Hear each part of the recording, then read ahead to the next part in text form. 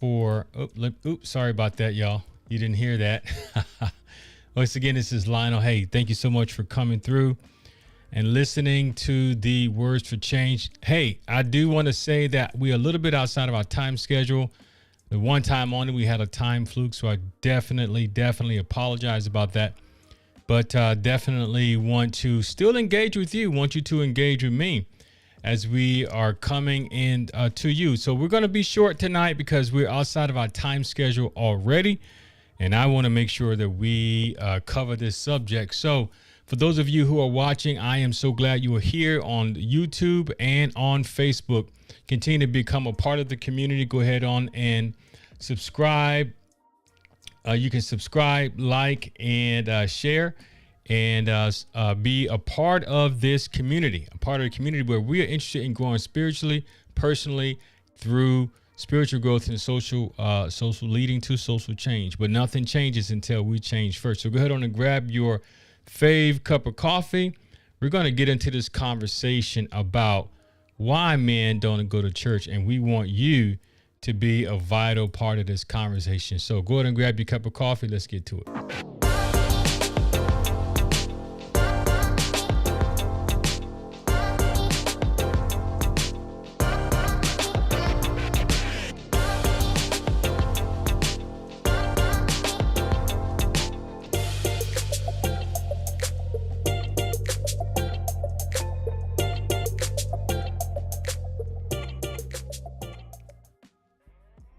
Yeah. So, hey, for those of you who don't know me, once again, my name is Lionel. I am a chaplain, pastor, friend to many, and confidant to a very, very few group of people that I consider friends of mine. And so you are considered a friend if you are here listening to this YouTube or Facebook Live. Hey, let's have this conversation about why men don't go to church. Now, some of you are saying, look, I'm not that interested. I could care less of why men don't go to church. And some people may even say, hey, man, I think this is leading to a pretty sexist conversation. Now, that's not the goal. That's totally not the angle, right? That's not what we're trying to do here. But it is a topic of conversation that many people are concerned about. And I would love to hear from you. So if you're watching live, come on in. Feel free to make a comment. We'll respond to it in live time because I want you to be a part of the conversation. You know, be a part of the conversation. Let's add value to each other. I think this is a very, very important topic, right? So one of the questions that you can ask is, well, is the issue of when you start talking about why men don't go to church, is it toxic masculinity? Have you ever heard that phrase before?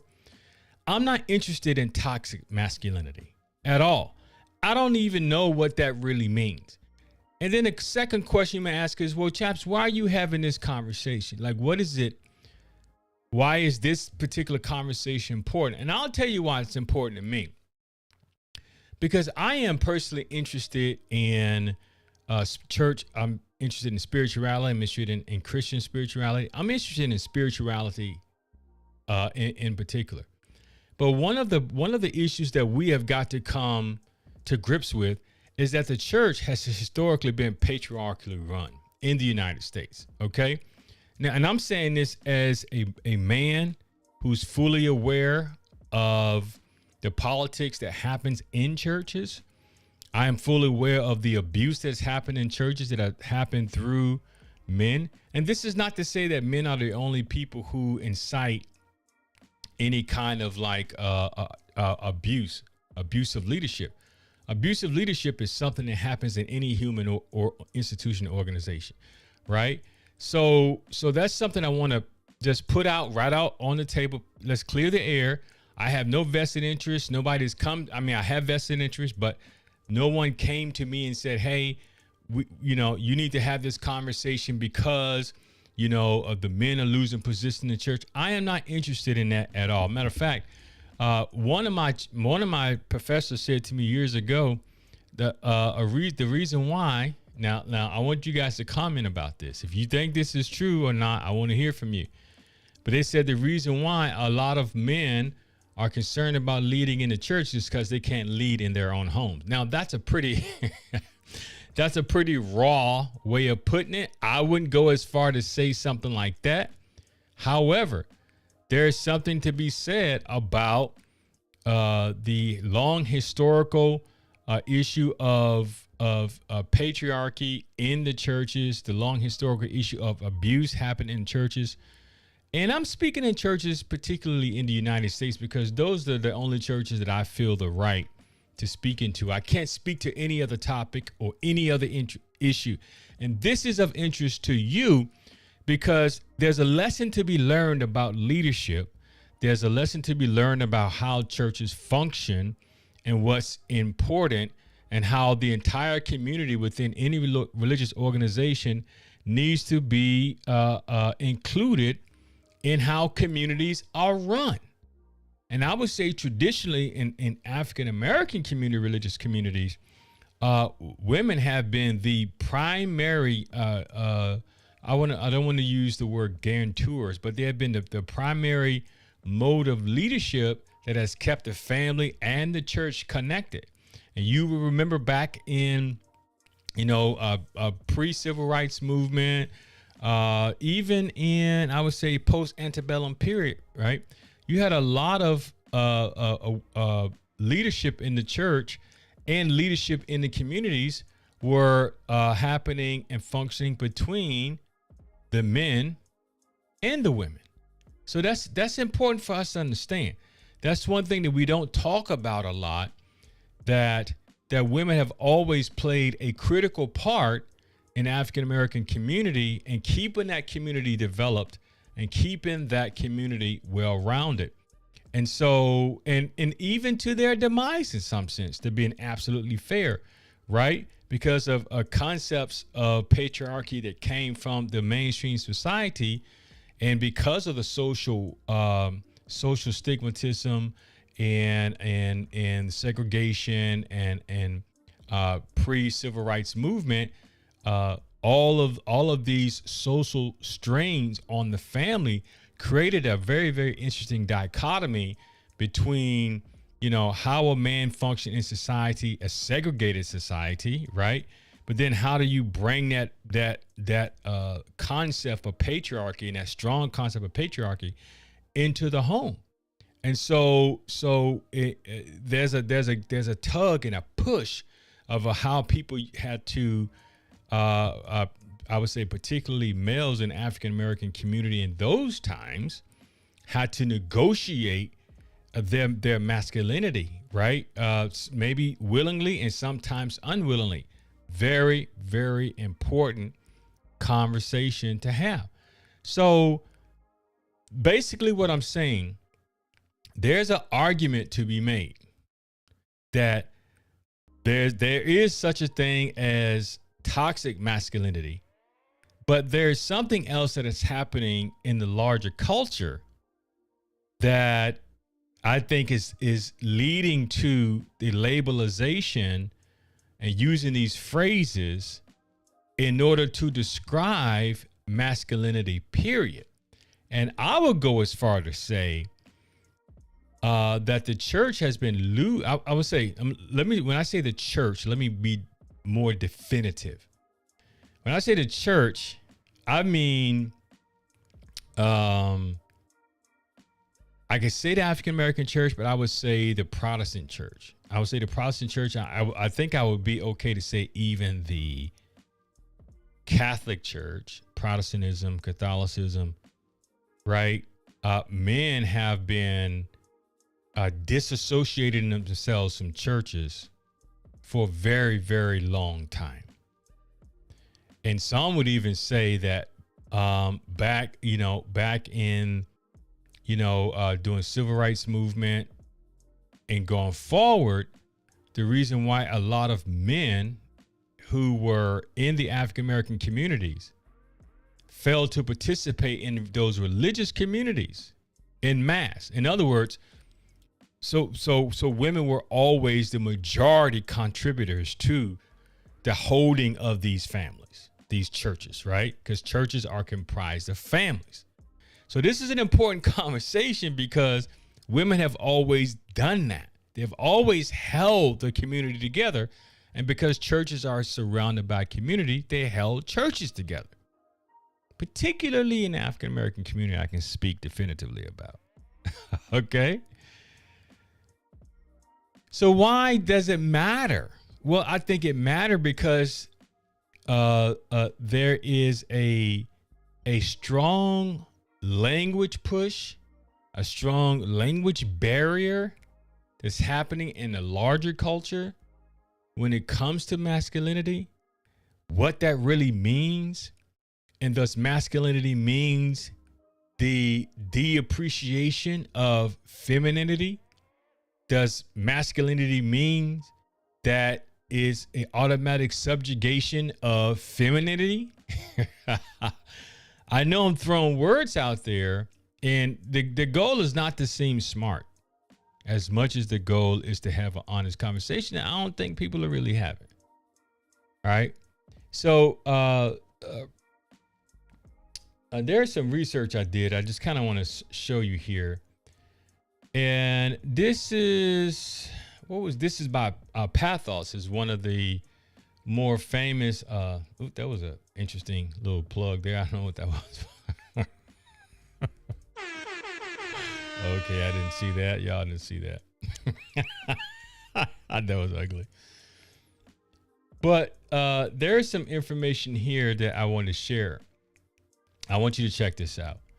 And it talks about how today during worship services, first let me say that Pathos is probably one of the progressive journalists or blogging platforms that really pushes to give a balanced approach as much as possible to the understanding of religion and culture. That's the reason why I use Pathos, and it's a great resource to use.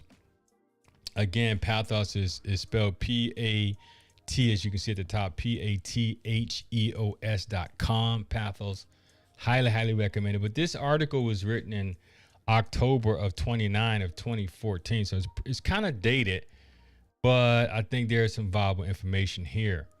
And here it talks about some of the several reasons why men don't attend church. And these are some of the reasons that I heard just being a church pastor.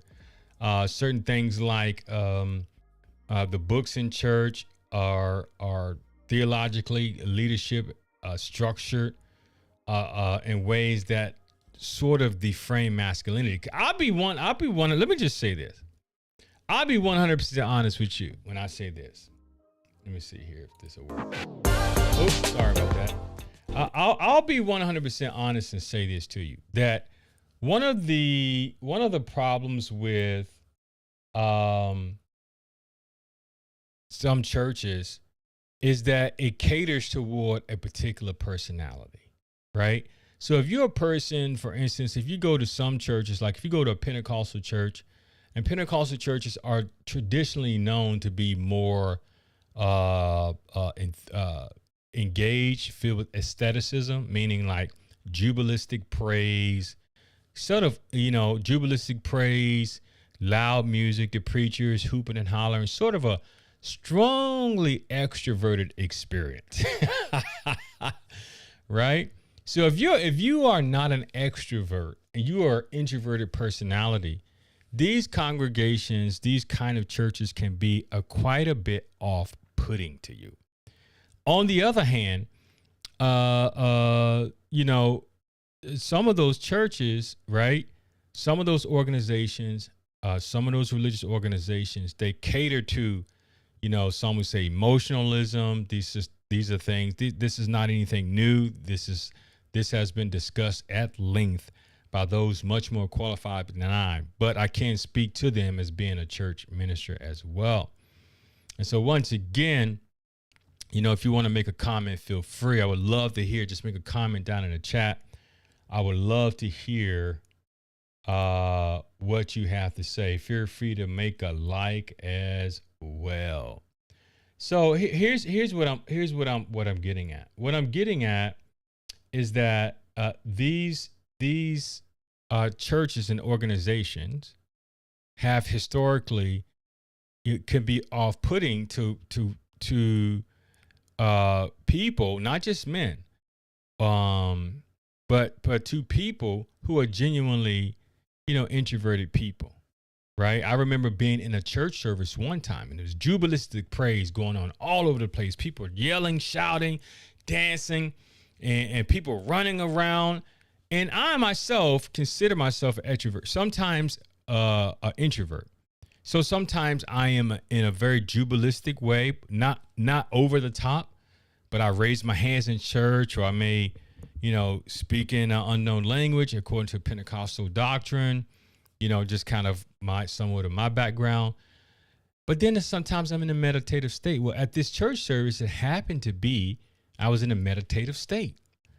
And the preacher noticed that I was one of the few people who was just I was standing, but I was just praying and just not trying to not be a distraction to everything else going on around me. But that it just didn't click with me. And then the preacher started to infer from the pulpit that, not to me directly, but indirectly, hey, some of y'all just sitting right there right now, and you're not listening because you don't allow that the Spirit is not getting a hold of you, and you're not expressing yourself because you're so caught up on religion. And I heard this go on. And then I was like, is this dude talking about me? Right? Because I wasn't falling over chairs and doing these kinds of things. Right? So that is a good example for me making this comment that based on your personality, you will cater to certain kind of church experiences. In a general sense, obviously there are, hear me clearly now, in a general sense, obviously there are men who are jubilistic and extroverted people, right? But I would tell you from experience, this is from boots on the ground, a lot of men are not that interested in expressing their emotions or comfortable expressing their emotions in church that way. So I was in church this morning. 90%, okay, let me back up. I'll say 80% of the men were comfortable. They weren't raising their hands. They weren't jumping around in the church, but they were there and they were present there. Now, to the onlooker, you may have thought these people are not engaged. But I myself know, as a church leader and having served in various congregations with various styles of music, I have the right to say some churches I served in, very jubilistic music, very jubilistic praise, lots of things going on in the service. Some churches I've served in, very, very methodical, very, very reflective worship service, very, very hymnotic, meaning like reading hymns, right? They follow hymns and read, sing songs by reading words out of a page, right? So I've been in both of those experiences, and in both of them, I have felt I was spiritually nurtured and spiritually fed. But there are a lot of men who don't cater to that experience. Now, this is not to, now that can come across weird because it could sound like, so you're saying women are more emotional. I'm not making that statement at all. All right. That's not the statement I'm trying to make. Don't y'all make this more than what it is. But what I'm saying is that based on my anecdotal experience, there you go. Okay. There are social reasons why men typically are not represented in churches as much as women are represented in churches, right? Some of it has to do with the kind of spirituality. Number one, churches as a whole are declining in attendance. That's the first thing we need to understand. So it's not just the men. Churches have been declining in attendance at a rapid rate. Are you following me? Okay, so when I use the word secularism, what I'm trying to communicate is that there are social system sometimes didn't allow men to attend church because they were working during those times. This is in a social system where gender roles were more defined in the American culture. Men did this, women did that. We all know that that's the way it used to be. Those lines are definitely blurred now. But 50 years ago, not so much. Okay. And that's just saying that the framework of religious institutions are changing. And those institutions are influenced by what's happening in secular society. Some churches weren't relevant to men. In other words, men is not going to jump up, shouting, being emotional, expressing themselves in that way. Some men, like I am, were more contemplative, right? So they typically associated that kind of behavior with, I wouldn't say different kinds of people. And because I can't say females, because that's just, or ladies, because that's not true. That's not, that doesn't truly represent or getting at the truth of the potential of what was happening there, nor do I have the language to fully make sense of why some people prefer that versus other people. So men would have things like men's breakfast where they can actually talk about things that were relevant to men, right? They could talk about services, engage, doing things that would engage men more. So what would they do? Things like all the men are going to have, it's so funny. We went to church this morning, had a guy, as soon as you walked in the door, said, hey, all the men are going to do this at church. And it has something to do with eating food. This is what's going to get people to come to church, eating food. Now, food is a very, very important part of building community. But these are the kinds of examples that we're getting at. All right. Okay. That's important. So, you know what? I was discussing some of this here. Let me go back real quick. So some of the issues were the church isn't masculine enough. Right. That's one of the reasons why they said people were not coming to church. The theory is men don't go to church because church is geared to the needs of women. There's too much sharing of emotions. Then I just talked about that. Hugging, too much singing, too many effeminate leaders giving ladies what they want. A church with no testosterone. Oh my, you know what that made me think about? That made me think about what was happening with Chris Driscoll. I think that was his name. No, Mark Driscoll. Right? How this guy was. I can't go any further, but if you haven't, go look up the name Mark Driscoll, who I think now, he used to be a very famous pastor in the Seattle area. But now he is pastor of a church in Arizona, I think. But this guy is all about, women being women and, having these spaces and places. This is your role and this is men's role. So Mark Driscoll is totally all about that. Okay, let's go back here real quick. Again, for those of you who are listening, we're talking about why some of the reasons people say why men don't attend churches.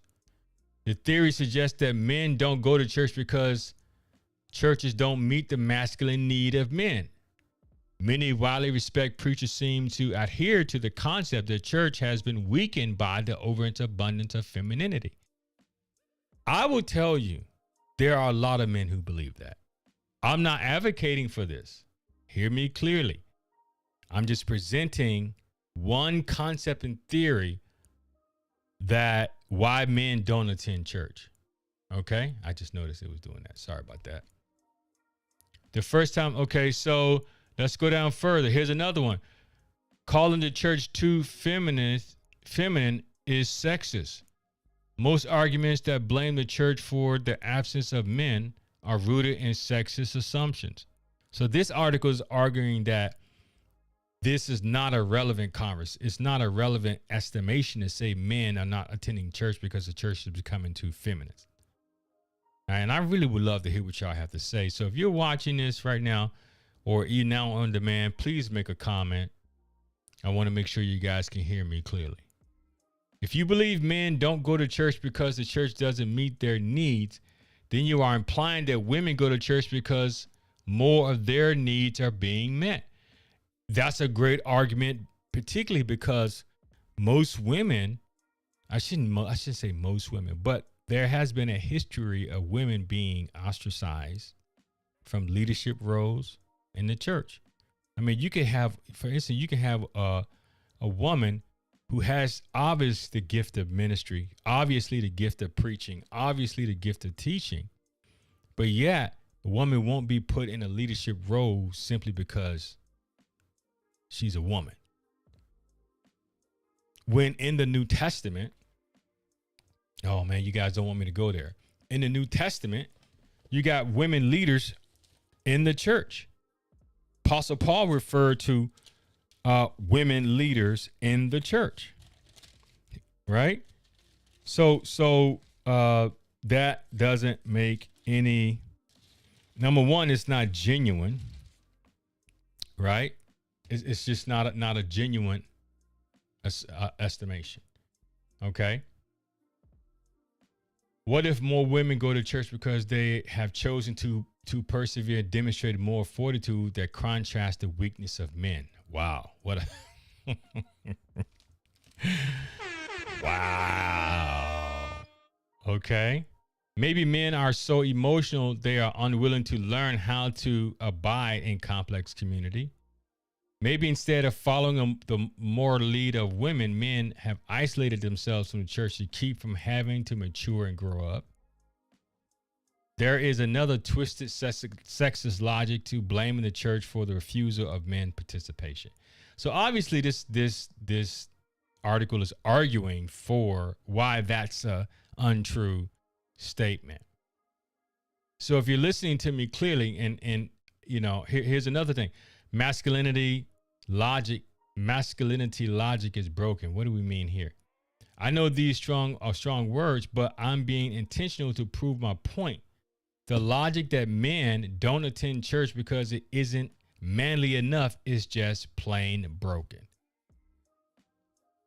I would agree with that. I would agree with that. I wonder what people are thinking when they read stuff like this. And because there are men, I think what we should be asking ourselves is, what does it mean to be a man? Woo! That's what we should be asking. What we should be asking ourselves is, what does it mean to be a man? Does being a man mean that you don't have to be emotional? If people are saying that men don't go to church because because femininity is taking over, and you do have a lot of pastors out there who believe that. Man, let me do something real quick. You do have a lot of pastors out there who believe that. Let me see something here. I'm just gonna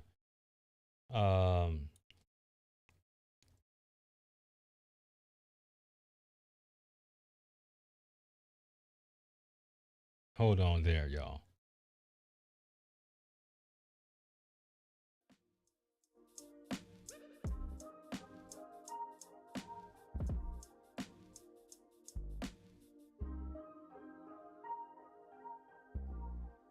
Once again, thank you guys. If you watched on YouTube, thank you so much for coming through. Yes, it's a little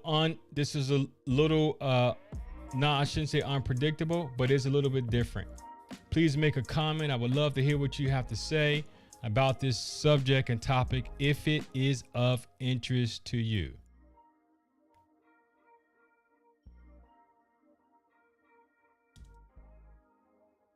And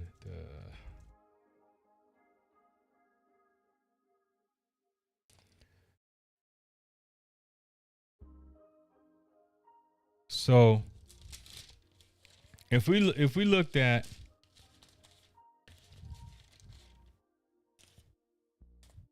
First Timothy 2:11, I got all of these notes here from years ago. Look at that. All these notes, y'all, from years. This is my actual Bible. I've been reading for years. Can y'all see that? I got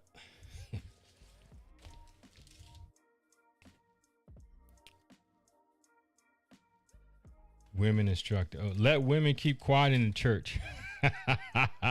But I do not want to allow women to teach and exercise authority over men. That scripture verse is absolutely quoted mistakenly.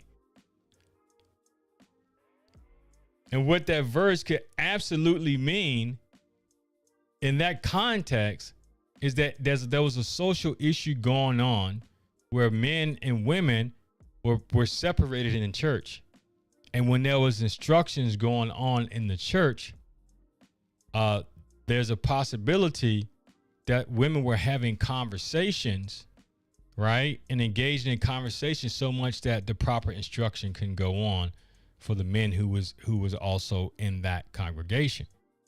It could have been said both ways, but that one interpretation is that's what Paul was saying. So he wasn't saying that women couldn't be in authority, but it was really saying that you need to be more respectful in the church.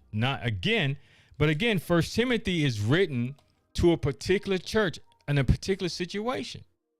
Okay. It was some would say it was a household code, right? These were civil household codes in Roman Empire, right? That they were following, but they weren't really meant to create a theological imperative. That's one way of putting it. Okay. But somehow we've used this verse and verses like this to create these silos, right?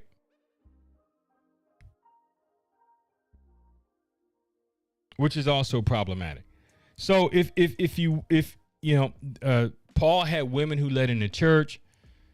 Phoebe, he talked about that in the epistles, who led her congregation well, who was participatory.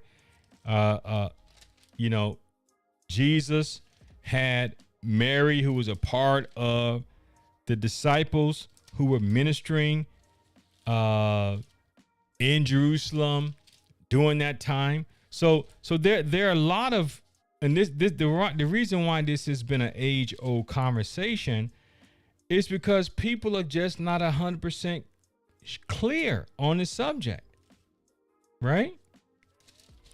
But there were obviously men and women who had powerful influence in the religious landscape in early Christianity. Okay? A lot of them. All right? In the book of Acts, several women are mentioned. So again, the goal is not to put men against women. The goal is to say, listen, women should not be the bearer of burden or femininity for men not coming to church. You understand what I'm saying? Should not be. Okay? I would love to hear what you have to say. I want to hear what you have to say. All right? I want you to comment, man, give some likes. Let me know if you think this topic needs to be investigated more. We need to talk more about these kind of things because it has a sense of direction for where we are going in society as it relates to religion. And men can't blame. I would say things like what really keeps men out, just like it keeps anyone else out of church, is secularism, relevance, institutional discontent, institutions, time constraints, the change of demographics, engagement, right? Alternative spiritual practices. These are some of the reasons I believe, and I wrote down, of why men are not attending church. But then the question, there's so many questions that come to my mind. Should it matter? Should we be concerned about why men don't attend church? I would say yes, because I believe that it is critical for men to be engaged in the spiritual life of their family, if they have a family, or the men have addressed the spiritual fitness just as well they address physical fitness in their life. You do have a part of you that you need to address, that is your physical well-being, your physical body, your spiritual well-being as well. I think it's critically important just as much as anything else, which is why I think that's important. Okay. So, hey, man, I just want to say thank you guys for coming through. For those who came through, if you make a listening on demand, just go ahead on and make a comment down below. Let me know that you are tracking. And hey, I want you to be a part of the community. How you can do that? Make a comment, share, show up to the live streams. I do apologize about today, but we'll be back next week at 3 o'clock Pacific Standard Time.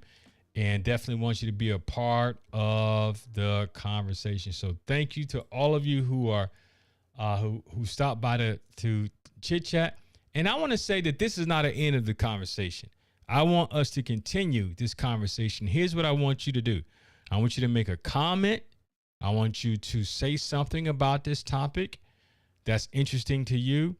I want you to put in your input, engage with this, and then we will address it. If you have any questions about this subject, you can follow up just making a comment here. If you got any more information for me or questions to me, look, you can go ahead on and send me an email that's down in the description. Everything you need to connect with me is down in the description. Sorry. And I look forward to having a conversation with you again. Okay. So you guys be good, be blessed, have a successful week. May the Lord bless you. May the Lord keep you. May the Lord cause his face to shine upon you. May you experience peace in this life, now and in the life to come, from this time and evermore. Amen.